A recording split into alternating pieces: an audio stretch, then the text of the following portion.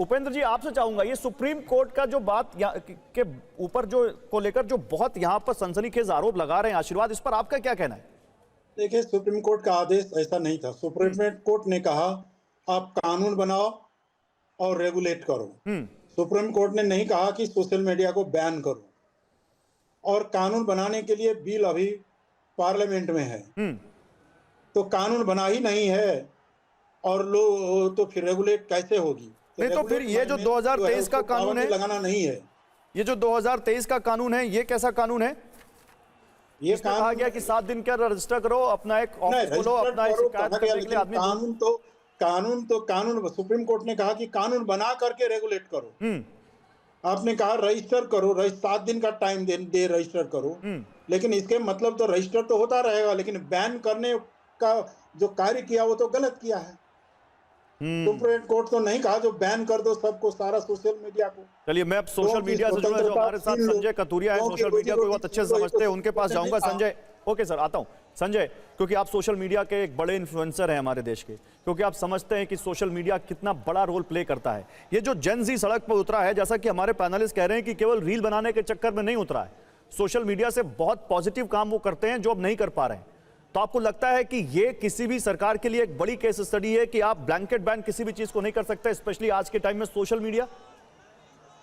बिल्कुल, thank you Gaurav ji. और जिस तरह बर्लिन वॉल ने फैमिलीज को फिजिकली डिवाइड किया था, वैसे नेपाल की इस डिजिटल वॉल ने लोगों को इमोशनली डिवाइड कर दिया है और लोग सड़क पे आ गए। मुझे ऐसा लगता है कोई भी सरकार को, चाहे नेपाल की हो कोई भी देश की हो, चलती हुई गाड़ी को एकदम डिरेल नहीं करना चाहिए, क्योंकि उससे बहुत लोगों का घर चल रहा होता है। जैसे आप चलती गाड़ी को डिरेल करते हो तो बोगी में जितने लोग बैठे होते हैं, आपको पता है सबको आहत होता है। तो यही यहाँ पे हुआ है।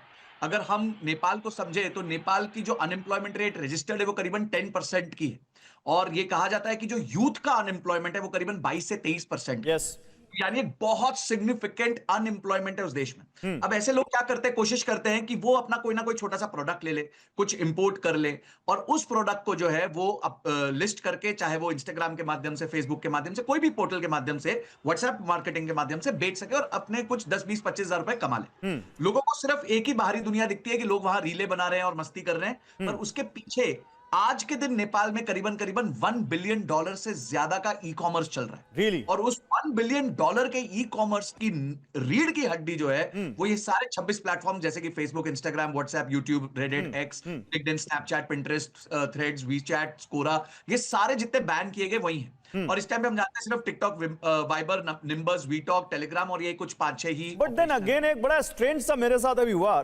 आशीर्वाद में आपके पास आ रहा हूं, दीपक सर और जनरल सिन्हा। आशीर्वाद, मेरे साथ बड़ा स्ट्रेंज हुआ।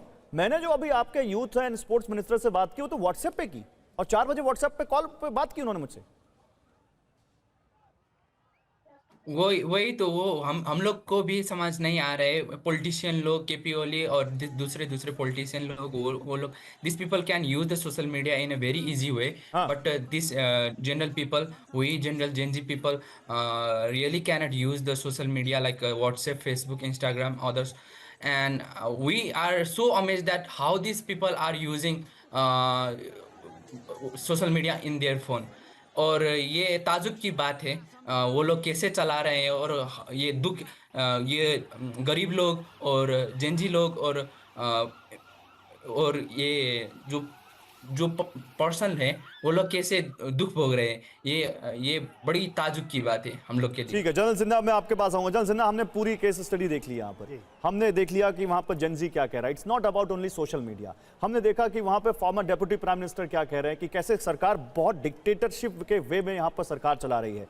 तो क्या यहाँ पर this is the perfect case for country like America, जिसने इराक, लीबिया, सीरिया, बांग्लादेश, जहां पर वो जो ग्राउंड पर गुस्सा है उसको आगे बढ़ाकर अपने हित साधे हैं, क्या ये वही हो रहा है?